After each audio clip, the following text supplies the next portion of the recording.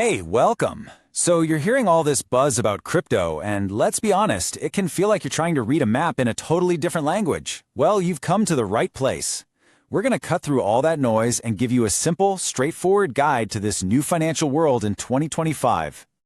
And yeah, it's a big, kind of confusing world out there, right? The headlines are all over the place, the text seems super complex, and it's easy to feel like you've either missed the boat or that it's just way too risky to even dip your toe in. But here's the thing. You are definitely not alone. And the good news? You don't have to be some kind of tech genius or a Wall Street trader to get the basics.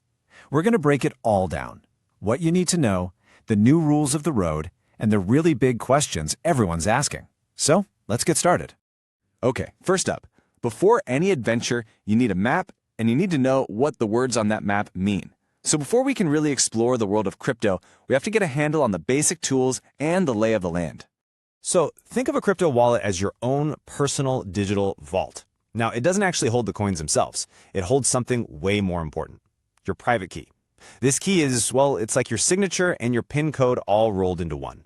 It's the one secret code that proves you own your crypto and lets you spend it. And trust me, if you lose it, you're locked out. For good. Now you'll hear about two main types of wallets, and this slide breaks it down perfectly. A hot wallet is basically software on your phone or computer, so it's always online. Think of it like the cash in your physical wallet, super handy for everyday stuff. A cold wallet, on the other hand, is usually a physical device, kind of like a USB stick that you keep totally offline. That's your savings account. It's way safer from online hacks, but not what you'd use to buy a coffee. This comparison, this really gets to the core of why crypto is such a different animal. Just look at that control row. The money we use every day, what they call fiat money, is centralized. It's run by governments and banks. But crypto? It's decentralized, run by a huge network of computers all over the world. And then there's supply. Governments can print more money whenever they want, which can cause inflation. But a lot of cryptocurrencies, like Bitcoin, have a fixed supply built right into their code from day one. Okay, let's move on. Because with this new power, the power to basically be your own bank, comes a whole lot of responsibility. Let's talk about how to stay safe out there.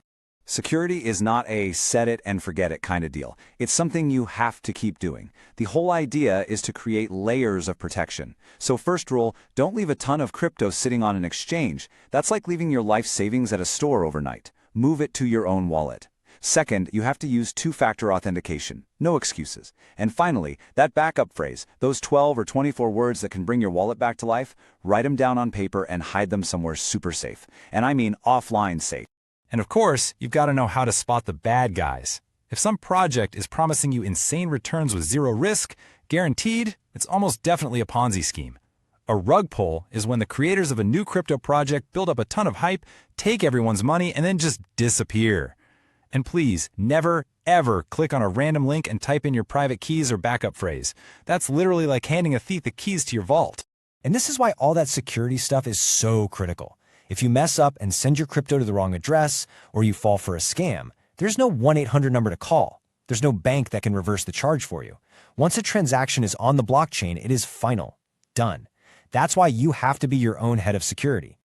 For years and years, crypto felt like the Wild West. You know, no rules, no sheriffs, but that is changing, and it's changing fast. The governments and regulators of the world are officially showing up. This line right here just nails it. The big global debate isn't about if crypto should have rules anymore.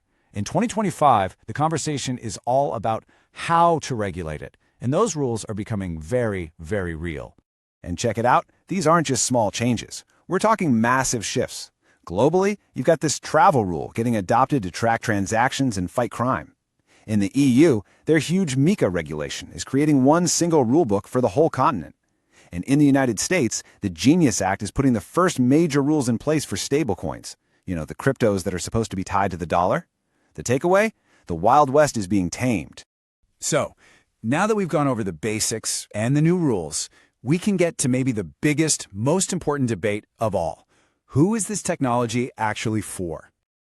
You know, one of the most powerful ideas behind crypto has always been its potential to give financial tools to people all over the world who can't get a bank account. But is that amazing promise actually becoming a reality? And this is where you see two totally different stories. On one side, you have people saying, yes, crypto can break down old barriers and give people who've been left out a new way to save and build wealth. But on the other side, you have critics who are raising a really serious red flag, saying, wait a minute, the huge risks and the wild swings could end up hurting the most vulnerable people even more. And a huge part of that concern is this idea of predatory inclusion. It's what happens when a group of people finally gets access to something they've been shut out of, but the thing itself is designed in a way that's actually harmful. Think of things like payday loans or those subprime mortgages. And the big question critics are asking is whether crypto, with all its volatility, could fall into that same dangerous trap. And this is why that question is so incredibly important. These numbers show the stark reality of the wealth gap in the US. I mean, look, anyone can lose money on a risky bet, but the impact of that loss is felt very differently. For communities that have less of a financial safety net to begin with, a big loss can have an outsized negative impact, and that can set them back even further. Okay, wow, we've covered a ton of ground here. So let's wrap it up and log the absolute must-know takeaways from our quick tour of crypto in 2025. Here's your cheat sheet. Number 1, understand your wallets. They are the foundation for everything. Number 2, security is 100% your job. Be proactive. Number 3, the no-rules era is over. Regulation is here and it's shaping everything. And finally, always keep asking that deeper question. Who does this technology really end up helping? Which, leaves us with the $1 million or maybe the million Bitcoin question. Is this really the start of a more open financial future for everyone? Or is it just a new kind of high-stakes casino where the odds are still stacked against the little guy? The truth, as we're seeing in 2025, is that it's probably a little bit of both. But now you've got the map to start figuring it out for yourself. Thanks for joining me.